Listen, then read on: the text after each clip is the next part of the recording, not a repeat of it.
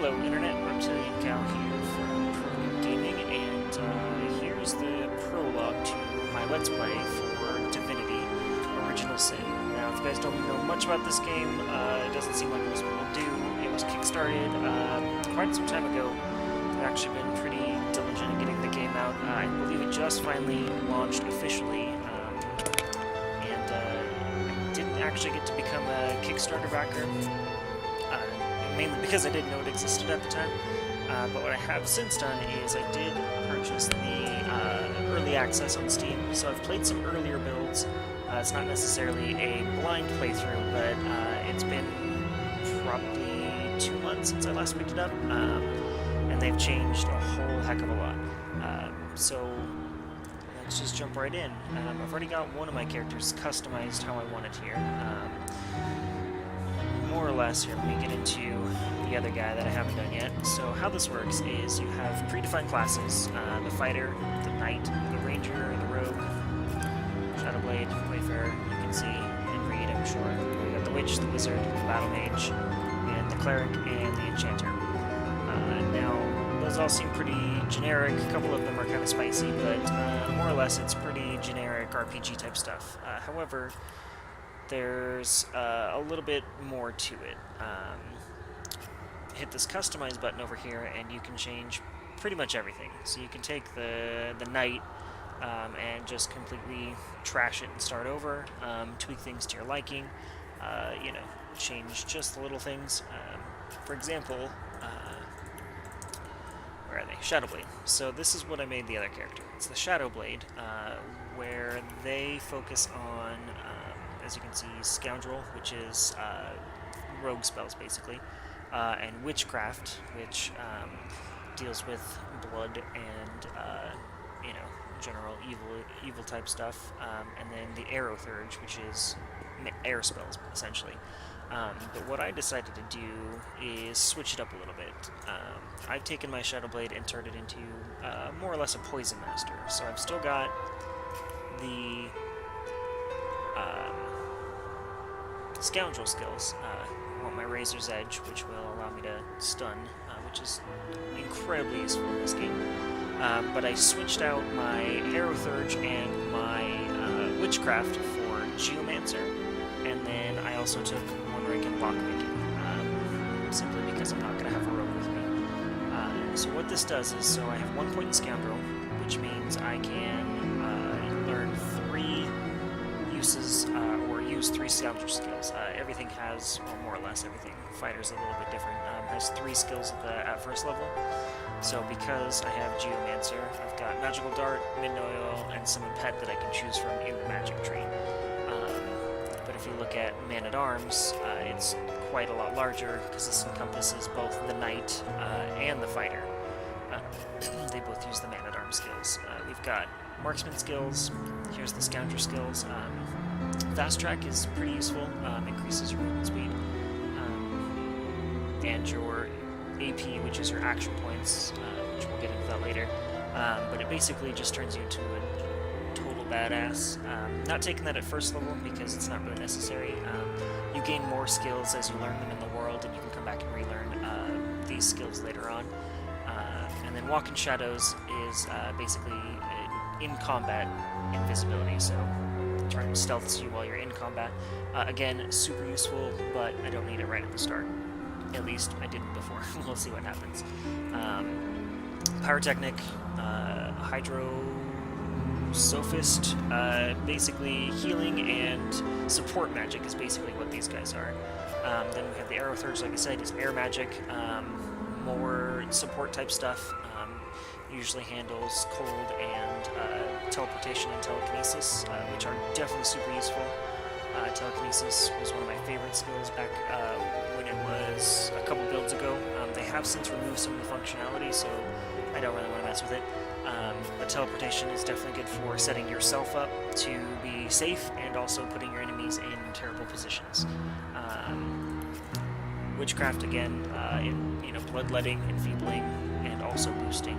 So there's a little bit of everything for that. And then special, if you're a mage, you're gonna, I think everybody gets Staff of the Magus, but essentially it's your basic attack with stabs, so it's not that important. like I said, for my character Diz here, I took the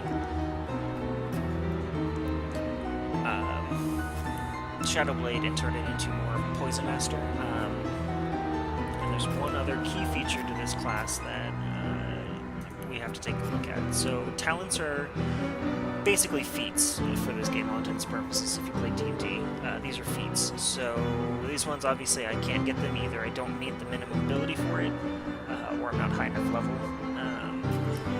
But these are the ones that I can get. They do basic things, you know, arrow recovery, 20% chance to get a recover a special arrow. Which normal arrows don't have a ammo slot, but special arrows do. You can actually craft like poison arrows, fire arrows, that sort of thing. So you can essentially run the game without a mage and still have access to all of the magic that you need. But I've taken Gorilla, which doubles your attack damage while sneaking, so obviously super useful for a stealthy character. And then there's this little deal right here called Zombie. So what Zombie does is it allows you to heal from poison and take damage from healing spells. And this game utilizes areas on the ground that you can cast spells on. So by taking Magic Dart here, as you can read by the tooltip, cast a Magic Poisonous Dart, does 6 to 8 damage, which is decent, but there's a 30% chance to poison somebody. However, if you look a little bit lower, it says, so you've got your success rate, your saving throws, your penalty, cooldown, and then can't target terrain to create or use a surface. So when you create surfaces, you put that element on the ground, so if you stand in it, something bad happens. If you put water down and then hit them with lightning, they'll get stunned. If you put oil down, which can be summoned by this, you can throw that on the ground and it slows them down, but you can also set it on fire to deal additional damage later. So what I can do is actually throw a poison splat down under myself, so if anybody comes into melee range, I'm actually continuously healing, and they're taking damage while they're fighting me, which could turn out horribly, or it could turn out super useful. We'll see. I've never tested this build because when I was playing before, you couldn't modify the starting spells.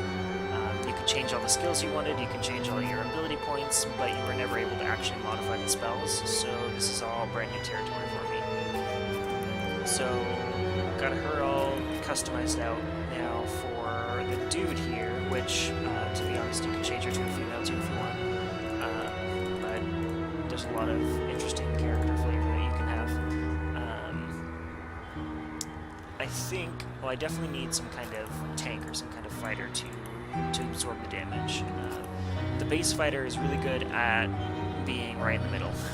So they can carry a shield. They start with steel specialization, so you get extra bonus for boost to your blocking.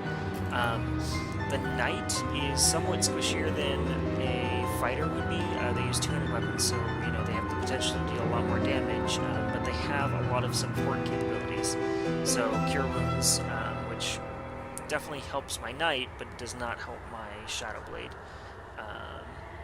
And Encourage is an amazing spell that boosts strength, dexterity, and intelligence of your allies.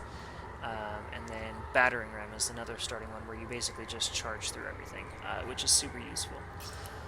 But here's the kicker. Since the fighter, I think, is more well-rounded, and, you know, doesn't put 3 points into strength, Perception is certainly useful, but I probably will switch something out here for it. But what you can do is I can take my fighter here, and you want to pay attention to the talents. So Precious, every time you hit, your gear has a 50% chance to not lose durability. Durability is super important. You can craft and repair your own weapons. So being a fighter and using your weapons constantly, this is definitely a good thing to have. And then Opportunity gives you the chance to perform attacks of opportunity, which, if you play D&D, if somebody's moving within your threatened space, you attack them. You get basically free hits on them. So it's definitely a good thing to start with. But there is something right here called the Lone Wolf. Now your character can no longer have companions, but receives an 80% bonus to base vitality, 2 bonus to recovery and maximum action points, and an extra ability point on level up. So what this means is, You're a lot stronger, you're a lot healthier, you can take more hits. However, you can't have a companion. And I haven't explained companions because I don't want to make this just a huge long video of me talking, but companions are pretty essential to the game. Both your characters get one companion and up to one summon apiece as well. So you can technically have up to 6 characters, but it's not necessarily going to happen. And I think actually you can do more than that because your companions can also have summons. It gets, pretty complex as you go up. Summons are typically temporary, whereas companions are permanent, and they can dramatically make the game easier for you. This game is meant to be hard, it's meant to be hardcore, it's built on old school rules. They had every intent in keeping it that way. What I'm going to do is I'm going to take 1 away from perception here and boost it into strength so that I don't get a penalty for my abilities here.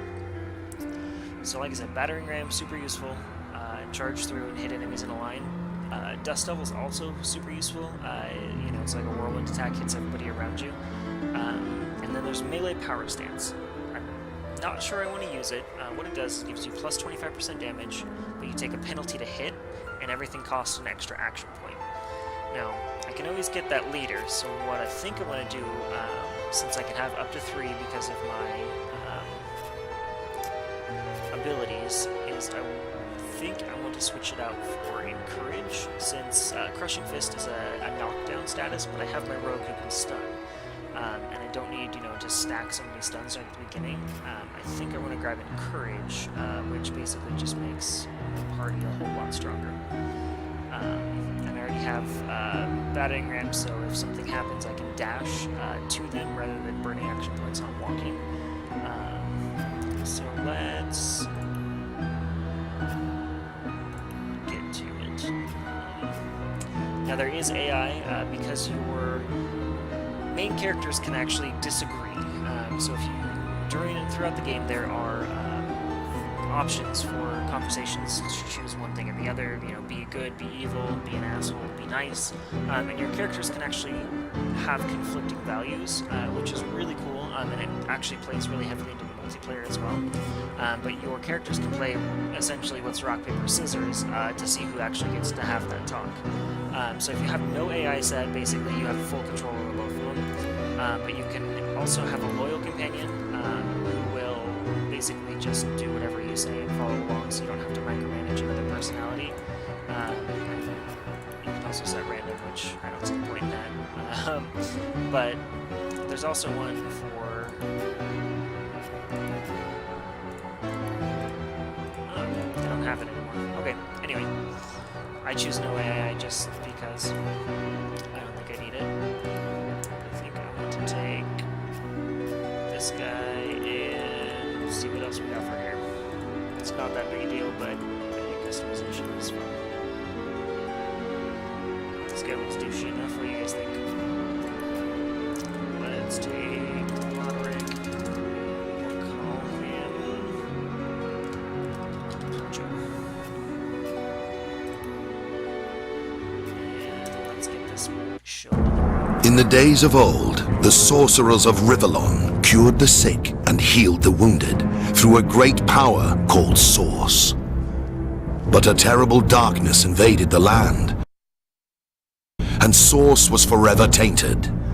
The sorcerers who once healed now only destroy, and madness has overtaken them. A few brave Source hunters are all that stand between Rivellon and the dark power that threatens to destroy it. Wherever Source appears, hunters follow.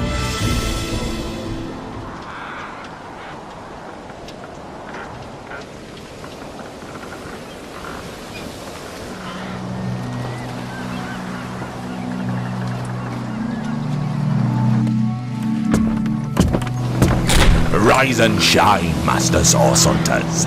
The captain wants you up on deck. Hear them gulls? Means we're close to shore. I don't envy you going there, Master Source Hunters. City's full of undead, hungry enough for blood. But you're supposed to investigate that murder, ain't you? They say it's Source that did the Counselor in. Source in a city like Sicil. nowhere safe anymore. Here they are, Captain Sir. God's blessings on you, hunters. You'll be happy to hear we've reached Sicil. But there's trouble offshore, so we'll have to sail in carefully. Here, have a look. Those are orc ships, and they're blocking our passage. We'll get you as close to the city as we can, and drop you off at the beach. Be wary now. Orcs are on the attack. Undead have closed every route out, and there's a sorcerer on the loose. If we're to get justice for the Counselor, you'll have to keep your wits about you. May the luck of the gods be with you both, Source Hunters.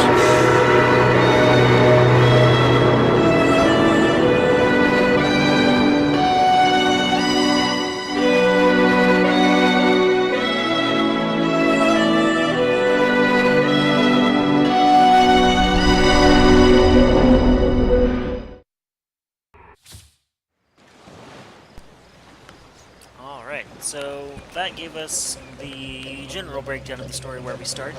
We are in fact source hunters. We hunt down the source, which, you know, I can't get over how just RPG this game is. It just screams old school RPG. I don't know if you guys are a fan of the original Divinity series. I've only recently started playing them. And they're fantastic. If I didn't know there were orc ships raiding to the west, I'd mistake this for a placid beach. At least the orcs make a bit of noise when they attack. It's dark-dealing sorcerers that'll strike with neither warning nor mercy. Well, that's cool. There wasn't actually... Most characters weren't voice acted, and they didn't even have the main characters voice acted at the beginning, so... when I first started playing, so... It's definitely exciting. What's it doing here alone? What, did you expect it to have an entourage? The echo's kind of cool. Forgot what I was saying, but, oh yeah, the soundtrack for this game was actually, I believe, they got the original composer for it as well. Let's see, what's this? Traveler's Journal. And also, each character has their own inventory, so whoever moves the corpse gets it. So there's a history of the source hunters if you care. I don't know where I got those, but...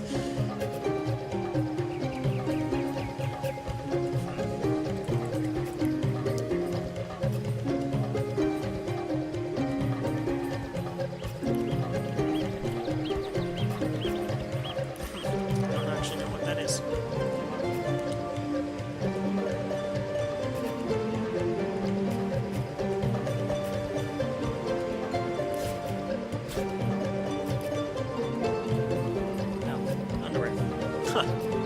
Alright then. And a knife. I'm not quite sure where that book actually went, so we'll figure that out later. So what you can do also, as you can see, I'm controlling both characters at the same time. Just follow the leader.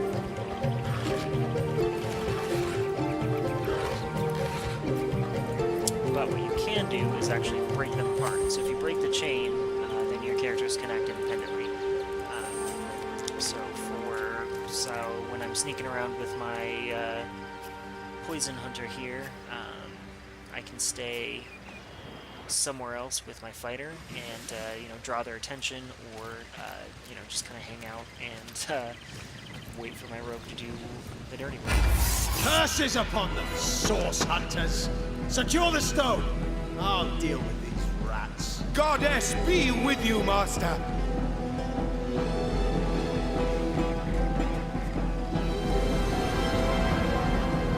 Rise, arise, drawn forth from blood, I bid you aid.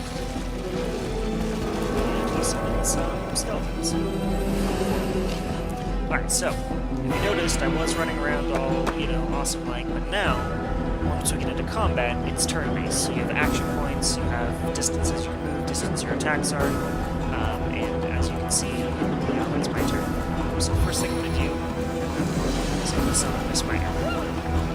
Now they last a set number of rounds or a set number of time outside of combat, but they're good for distraction.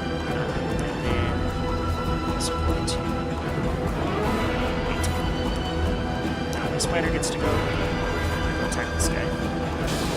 Usually your companions or your summons are limited in what they can do, but the spider is actually pretty powerful because it can actually poison.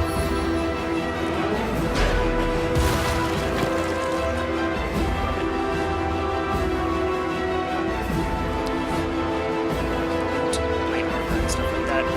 Wait again. You can get flanked as well as it's in flank.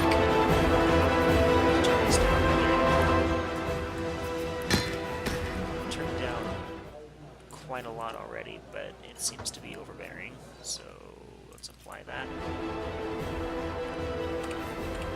And let's get back to it. Alright, so let's see here. I've got my poison dart, which, like I said, I can either poison them directly or drop it on the ground. We've got the razor's edge, but what I think I'm going to try to do is sneak. And then we'll eat this guy.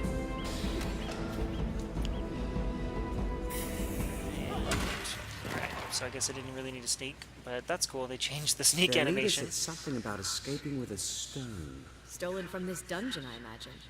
Can we get inside?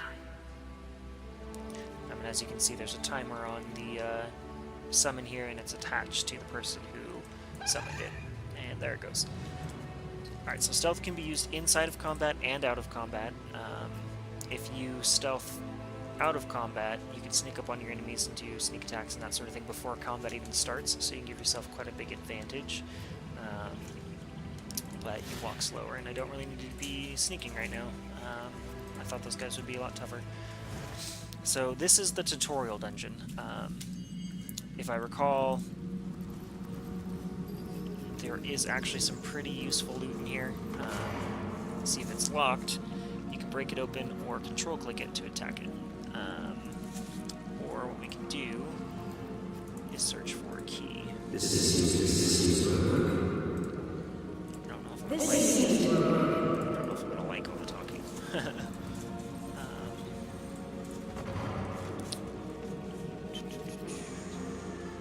Let's see here.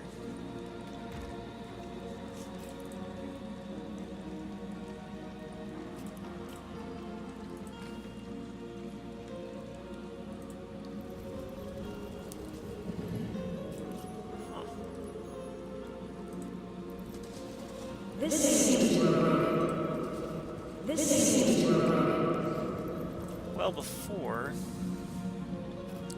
like I said a long time ago,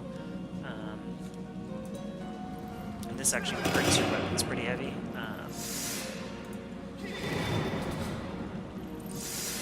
But you can break it open, and I probably broke everything. Oh, no, knockdown arrow. So, like I said, arrows are, special arrows anyway, are finite. Regular arrows, you just equip your bow and you go. This is another cool thing. You can actually move objects out of your way or into the enemy's way.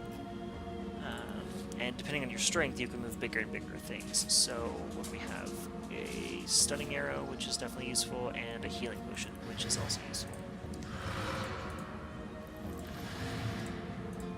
Just like every other RPG, you want to open everything you can. We can move that out of the way so we can continue on. And right here is so what we can do is either drop a barrel on him, or since Diz here actually has a bow, we can equip that, and then we can actually attack that. And as you can see, it lights things on fire, does some damage. It's not necessarily a good thing to walk into. And this is one of those splats on the ground. If you walk into it, you do burn, so try to avoid that. I don't even know if I can loot that. Totally can, but it's useless.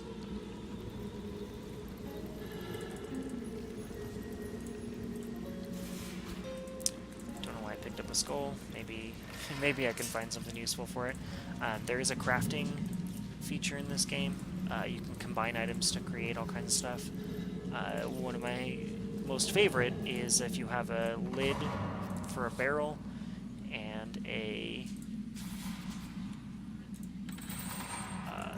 rope, you can actually create a shield. Obviously, it's not that effective, but, I mean, you can do it, which is hilarious. I'm just going to take everything for now, because honestly, I don't know what kind of recipes they've added. Like I said, it's been a long time, and I didn't want to spoil everything by reading all the patch notes. There's been 3 or 4 big patches that came out since I started playing this game, or since I last played it, I should say. So, you know, I just want to keep the mystery alive. Got some lockpicks, and then let me see if I can remember even how to use lockpicks.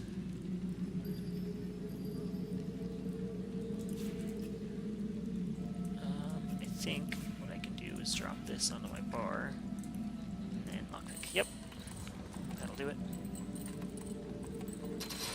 And bam. Get some fire arrows, and this is why lockpicking is useful. Kind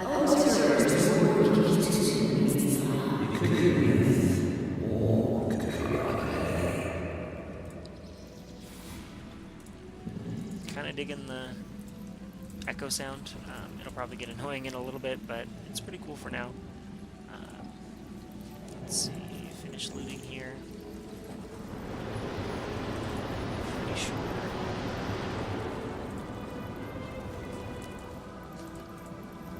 This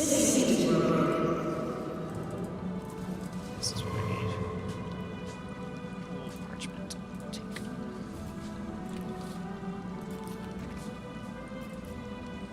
And let's read that. Tend the graves of the antechamber before moving into the inner rooms. To proceed, stay very close to the impress door and press the button that appears on the right-hand side. Well, that's lovely of them to just tell us how to get into the cave. I guess they assume, you know, most normal people won't go rummaging around the corpses, but... And that's where perception comes in handy. Traps and trapdoors and triggers all are based on perception, and I believe mines and stuff too later on count as traps, so being able to see does require some perception.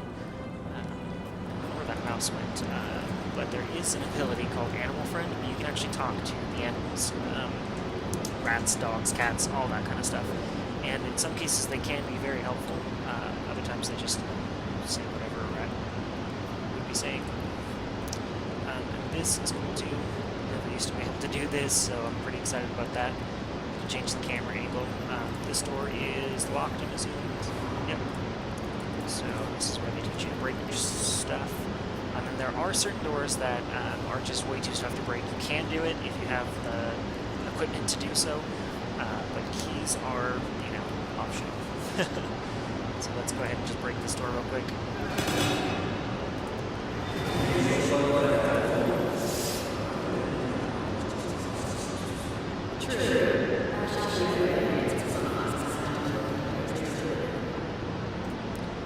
I guess I could have waited for them to say it. It's been a while and they never voiced it, so that's fine. I believe...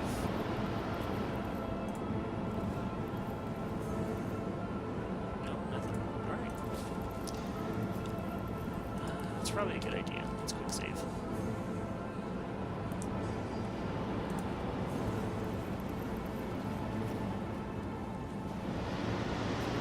And here we go with some fire. So fire can be removed by water, use water spell, or destroy a water barrel to carry fire.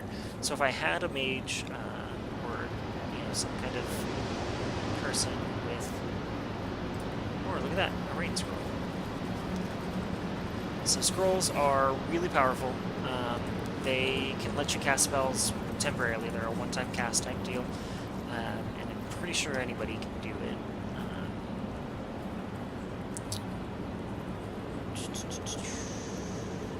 It doesn't say there's any restrictions. However, if you use it in combat, you use more action points based on your own skill level, so this would probably cost a lot more if I was in combat. Since I'm out of combat, you know, I'm stressed, so to speak, I get to do whatever I want. So I can actually cast this rain spell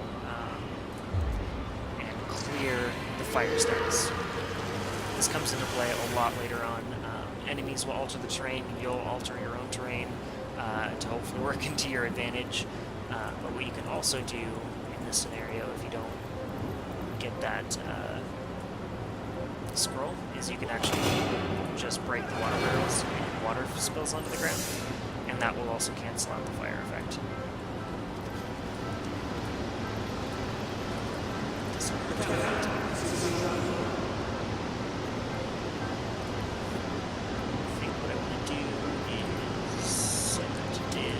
They actually included this after Played 2, so that's a really cool feature. You used to have to open up both inventories and drag and drop back and forth. So that's super useful.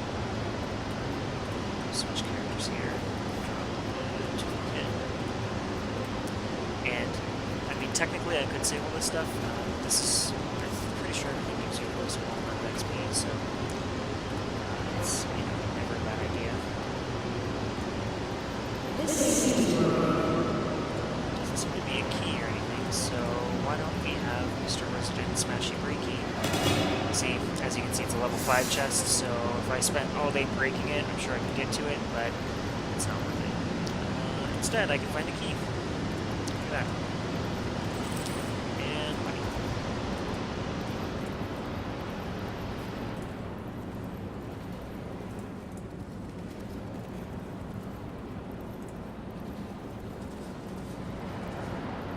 Alright, this is where it gets fun. So, you see this poison cloud here? Break the chain. So, I want to see if this actually works. So, try using fire and a poison, and it will dispel it, but seeing as how Diz here is actually a zombie, so to speak, she gets healed by poison. I'm going to test this out. Poison failed, and I healed 5. This is super awesome. There's nothing in there.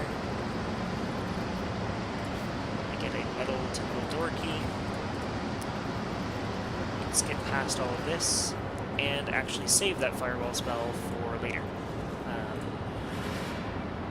Fun fluids. Teaches you how to craft. Now, crafting, you don't actually learn the recipes for, at least you didn't before, you actually had to know what you were doing. So you read a book manually and learned how to craft some things. Let's get these two back together. And here's some lockpicks. Never not useful.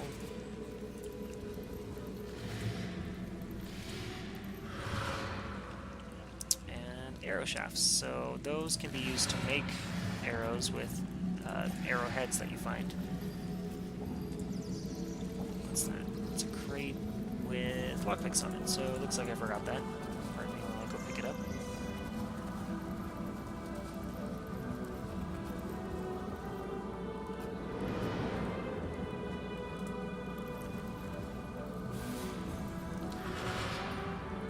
Slow down arrowhead, combined with an arrow shaft to create a special arrow. So I'll take that. I don't have any skill on crafting, so more than likely I won't be able to actually make the arrow. There is quite rightfully a limitation if you don't take the skill. It used to be even more complex. You had different kinds of tertiary skills for crafting and lockpicking and disarming, and they had a number of other skills, but they decided to just condense everything together, make it more cohesive, make it so it's actually fun to build a character and make sense. I was against it for D&D 3.5 to 4.0, but for a video game, I'm all for it.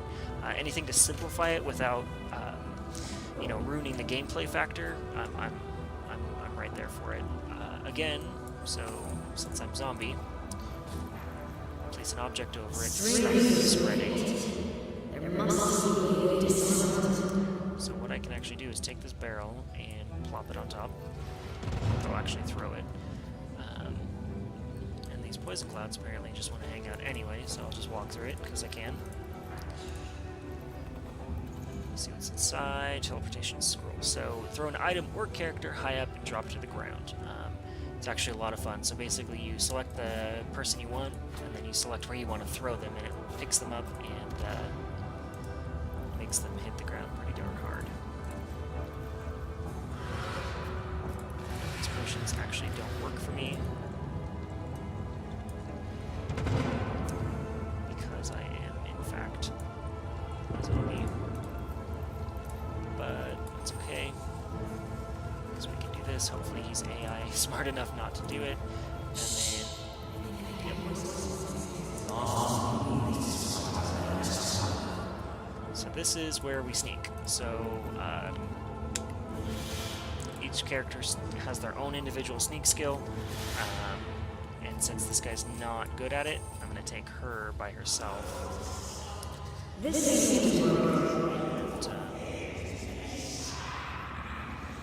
can hear voices, that's cool.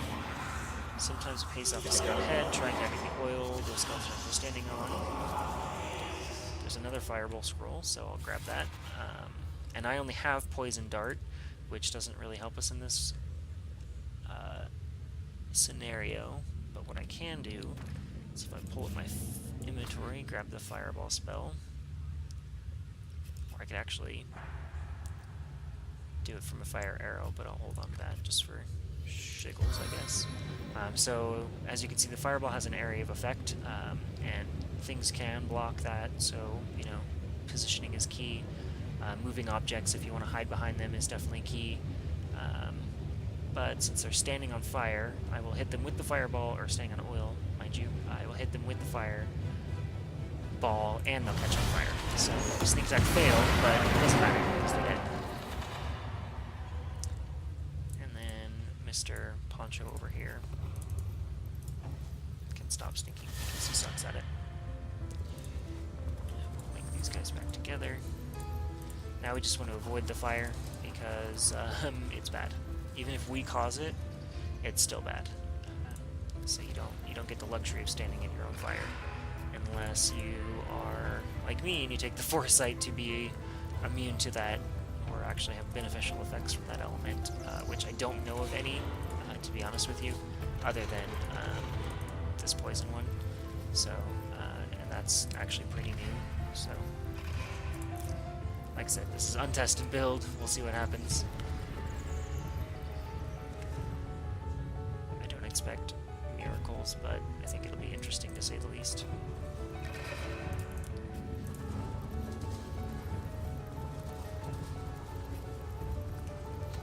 Some, you know, classic RPG.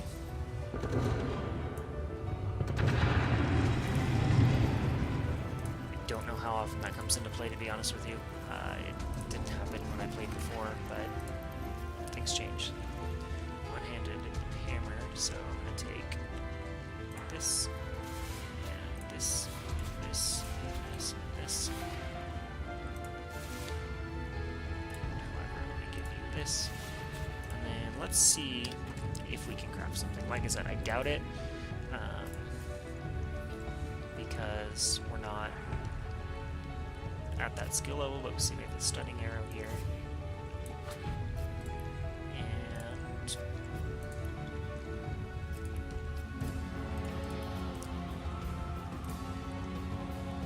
crafting.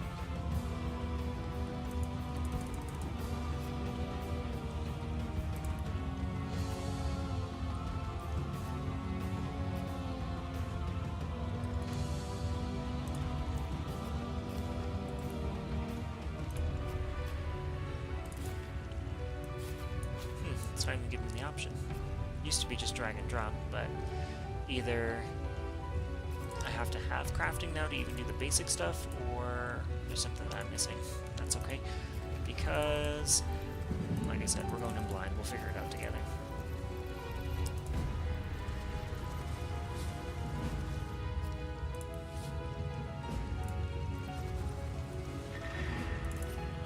This is new. The tutorial was different last time I was here. So, I think what this wants us to do is break these guys apart so that we can learn how to do this.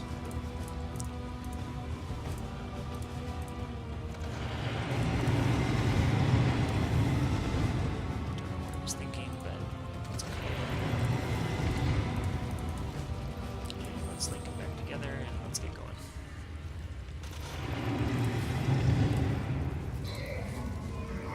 Wow, okay. Sneak failed. Alright. Rage. I don't know what to expect, so... A living rat dares disturb the slumber of the dead. A thieving fool insults the sanctity of the grave. The bloodstone defiler. Where is it? Who are you, Bloodstone? Emitter Trio. Let's be honest here. Met a trio of strange robed men in the entrance. They seem to have the precious stone in their possession. Strange indeed. Robbed indeed. Your tricks will not save you from retribution. Deceiver, the bloodstone. Deliver it now, and I may deign to end you quickly. Who are you? In life, I toiled to care for these holy grounds. In death, I protect them from the profaners and poachers. The legacy of Kaisel is mine to preserve. Her traitors are mine to destroy. Bloodstone? Whatever do you mean? I suppose you only crept amongst these sacred tombs for leisure. I suppose you had no lust for the treasure of the dead? Ha! I'll take my leave. Run if you like, Defiler. Whichever way leads you to your grave. So I get to fight him either way. He has friends. So, this will be interesting. Alright, so I'm going to summon my spider to take care of that one. Because I can. I think it's a wise idea, and that's it for me. And then I'm going to eat him. Did I seriously kill him in one shot?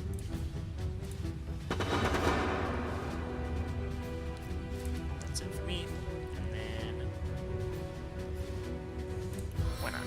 Let's do this.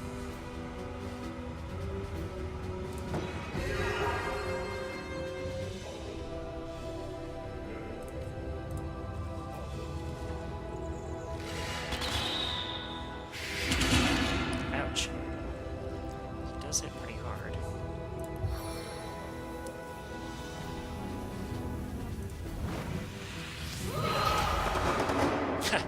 Alright then. These guys are immune to poison.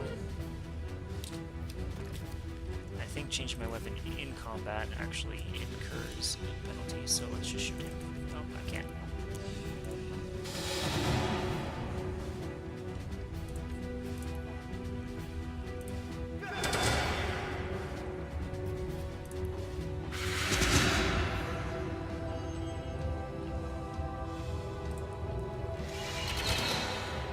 These guys are pretty weak.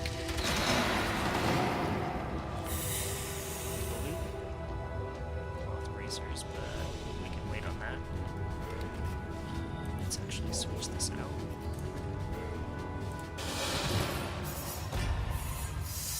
Cool. That was fairly easy. Oh, ha! Or not.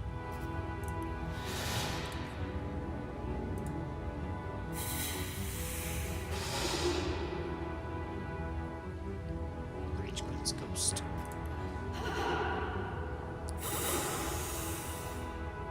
Apparently we're just gonna have a misfest.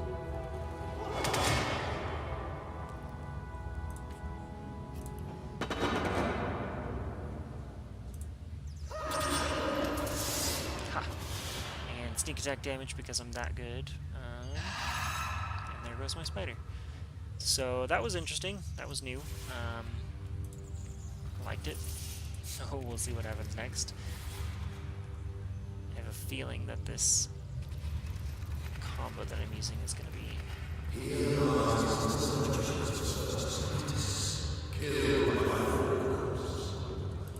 That sucks. That's not the way that I would want to go out. But let's take a look at our spoils here. So I've got a old male armor, requires 6 strength. I can't use that, but... Got some outmodded cloth bracers, or moded rather, 4 action points extra, I assume, so let's equip that over my traveling bracers, which actually I think they both give me action points, or no, okay, I see, so to equip them it costs 4 action points, but the armor is just 1 better, so whatever, I'll take it, whatever it takes to be useful around here. Poncho here, 15 to 20 or 12 to 17. think I'll just hold on to that. Let's find out what this is. Yes, I'm going to equip that. I'm really concerned.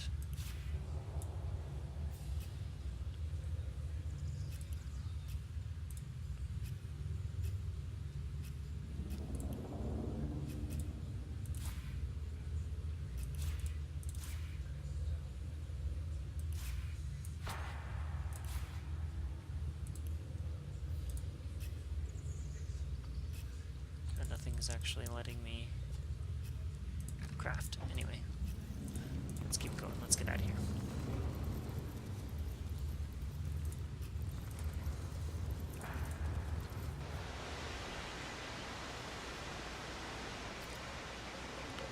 Alright, so we made it through the tutorial, basically.